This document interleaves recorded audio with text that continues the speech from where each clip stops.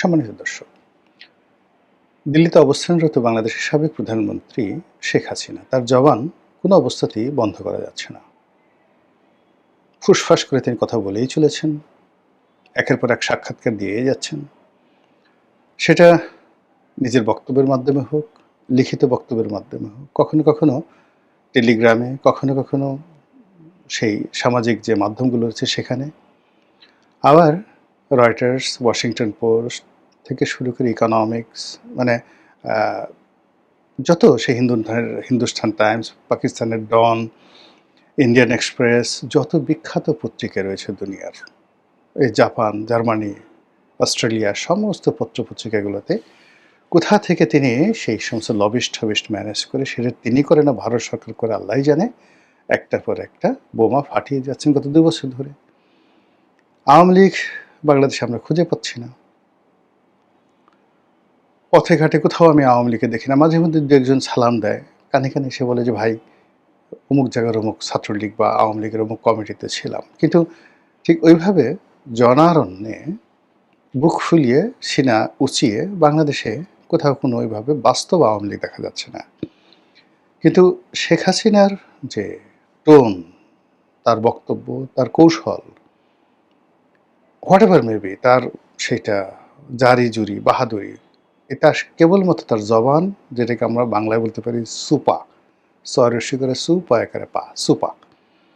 এই সুপার জোরে বাংলাদেশের যে আমরা ৫৫,৫৯৮ বর্গ মাইল এলাকার মাটি, বাতাস যেটাকে বলা ইথার, তারপরে এখানে যত নদ নদী সমুদ্র পাহাড় আছে, সব জায়গাতেই শেখ হাসিনার সেই জবান মোবারক থেকে, সুপা মোবারক থেকে যা বেরোচ্ছে, ওইগুলো নিয়ে টিয়া পাখি গান রচনা করছে, ময়না পাখি নাচতেছে, ওইগুলো নিয়ে বাঘ হুঙ্কার দিচ্ছে, বাঘিনীর সাথে প্রেম করছে, ওইগুলো নিয়ে বানর তার বাদরামে শুরু করেছে শেখ হাসিনার বক্তব্য নিয়ে।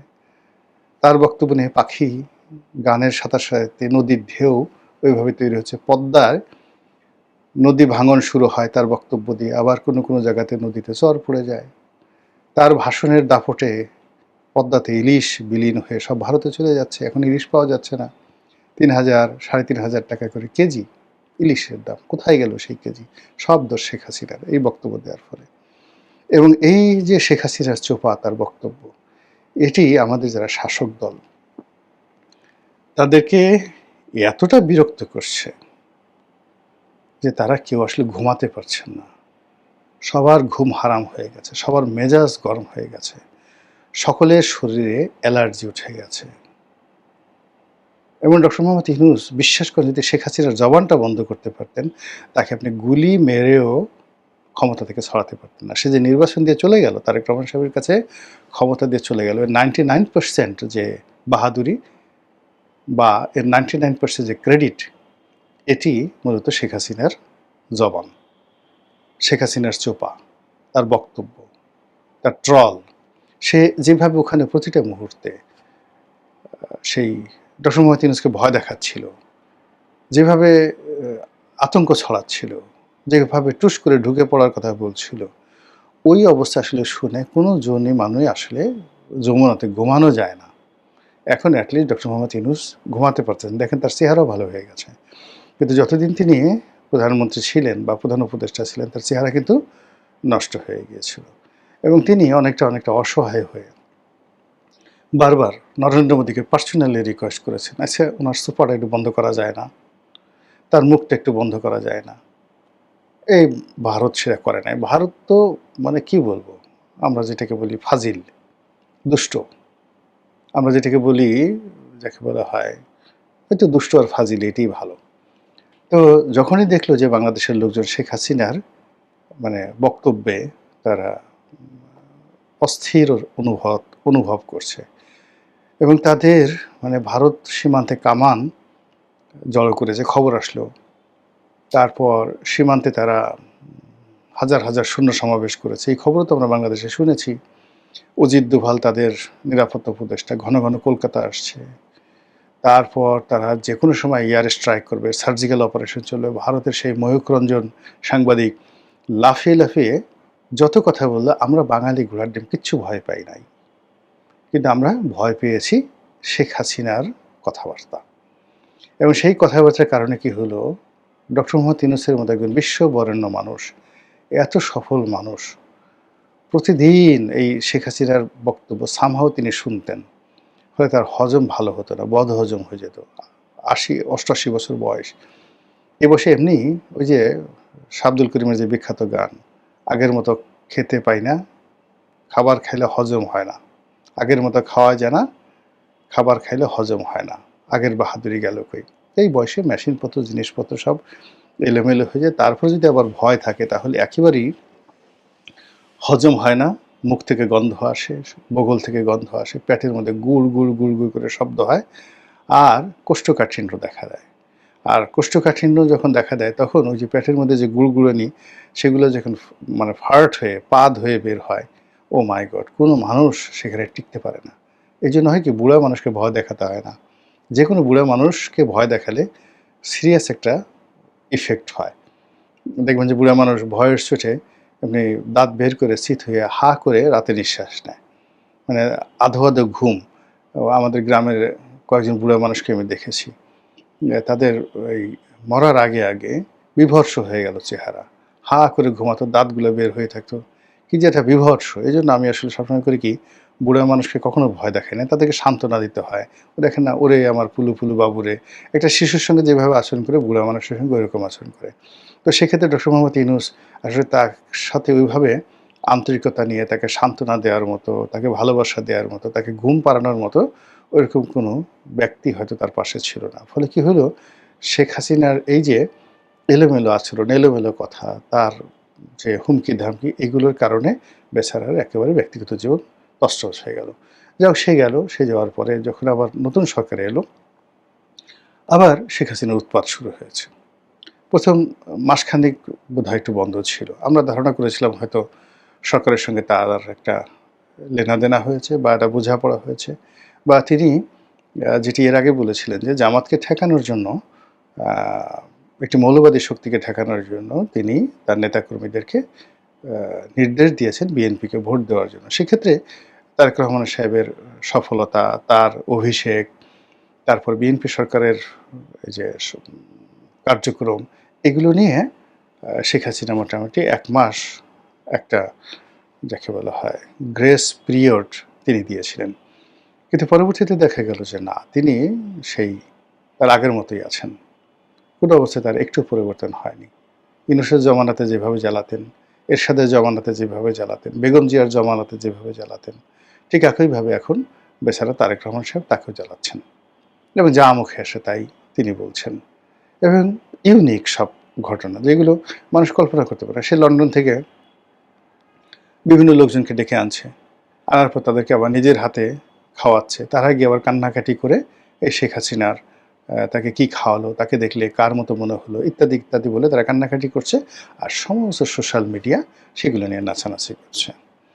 আবার তিনি সেই মাঝে মধ্যেই তার যারা লোকজন আছে, দেশে আছে, দেশের বাইরে আছে, এগুলোকে আপনি তার কৌশলের হাতিয়ার বলতে পারেন। ভারতের কিছু সাংবাদিক আছেন, বাংলাদেশে কিছু সাংবাদিক আছেন, বিভিন্ন ইন্টারন্যাশনাল কমিউনিটির এনজিওর কিছু লোকজন আছেন। তারা ঘুরে ফিরে আওয়ামী লীগ এবং শেখ হাসিনাকে সামনে নিয়ে আসে এবং একটার পর একটা তারা গুজব ছড়ায়, এবং গুজব আলটিমেটলি সবই শেখ হাসিনার পক্ষে চলে যায় এবং সরকারের মধ্যে যথেষ্ট টেন্স তৈরি করে, এবং এই যে সরকারের মধ্যে যে টেন্স তৈরি করছে, এটা দেখে আবার শেখ হাসিনা খুব মজা পাচ্ছে, ভীষণ রকম মজা পাচ্ছে যে আমি তো এটাই চাই। আমি নিজে অবাক হয়ে যাই যে একটা মানুষের বয়স ৮০ বছর। আপনারা জানেন যে একটা পুরুষ ৮০ বছর হলে তার যে ধরনের শারীরিক জটিলতা থাকে, কিন্তু ৮০ বছর বয়সের একজন মহিলা হলে তার মধ্যে অনেকগুলো সেই জটিলতা আরও বেশি থাকে। কিন্তু শেখ হাসিনার অবস্থা দেখে মনে হচ্ছে তার একটা স্টিল বডি, পুরো একটা রোবটিক বডি। এর মধ্যে কোনো রকম সমস্যা নাই, ডায়াবেটিস নেই, ব্রঙ্কাইটিস নেই, নিউমোনিয়া নেই, হাঁটু ব্যথা নেই, মাথা ব্যথা নেই। মানে কি অবস্থা! মানে কোনো রকম সমস্যা নেই, কণ্ঠস্বর মানে বাংলাদেশে থাকতে তার যে কণ্ঠস্বর ছিল সেটা কিছুটা হলেও কাঁপা কাঁপা এলোমেলো ছিল, কিন্তু এখন দিল্লিতে যাওয়ার পর তার কণ্ঠটা এত দৃঢ় হয়ে গেছে, এখন গম গম গম গম করে কথা বলছে, মনে হয় যেন তার বয়স এখন 50 বা 55 বছর। এগুলো সহ্য করা যায় বলেন তো? এগুলো শুনলেই তো কেমন লাগে, মেজাজটা গরম হয়ে যায়, অস্থিরতা তৈরি হয়ে যায়, হাত পিত্তস্থ হয়ে যায়, মনে হয় যে ওরে একটা চিৎকার দেয়, ওরে বাবা গো, ওরে মা গো। এখন এগুলো শুনলে তো মানুষজন বাজে কথা বলবো যে তুমি এ ধরনের কী হচ্ছে, তো এই পরিস্থিতি তৈরি হচ্ছে।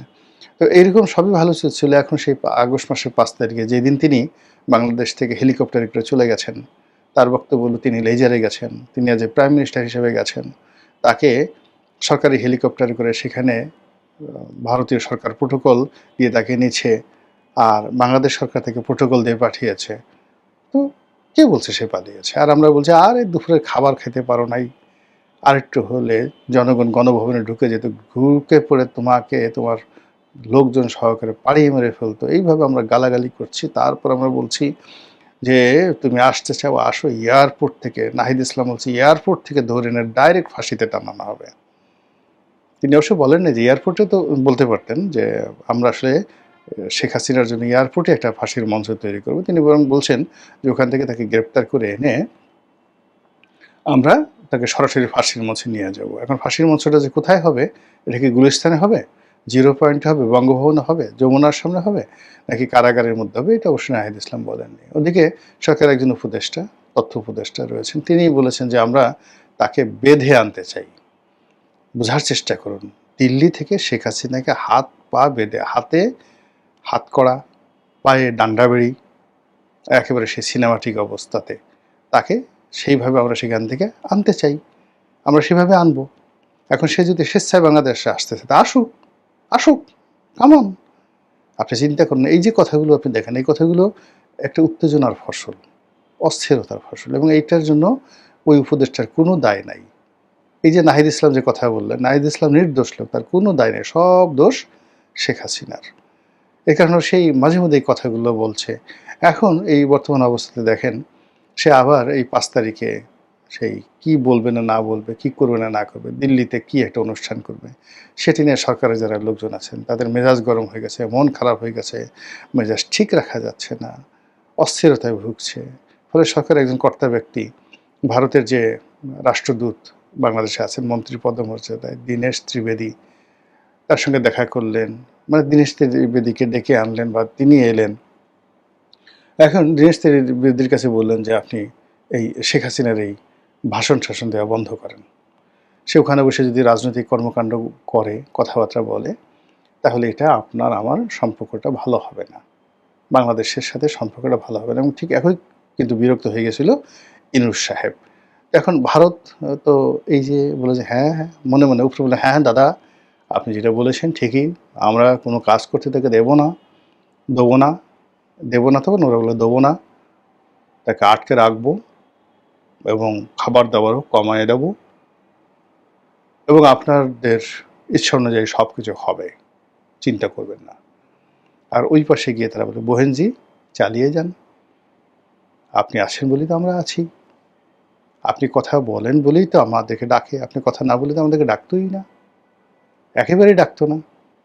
আমরা এই যে এখনও যে কিছুটা প্রাসঙ্গিক আছি, আপনি আমাদের কাছে আছেন, আপনি যদি জেলখানাতে থাকতেন তাহলে বাংলাদেশে যারা লোকজনরা আছে তারা ভারত নামক যে একটা রাষ্ট্র আছে, দিল্লির নামক যে একটা রাজধানী আছে, নরেন্দ্র মোদী নামক যে একজন প্রধানমন্ত্রী আছে, এটা বাংলাদেশের মানুষ ভুলেই যেত।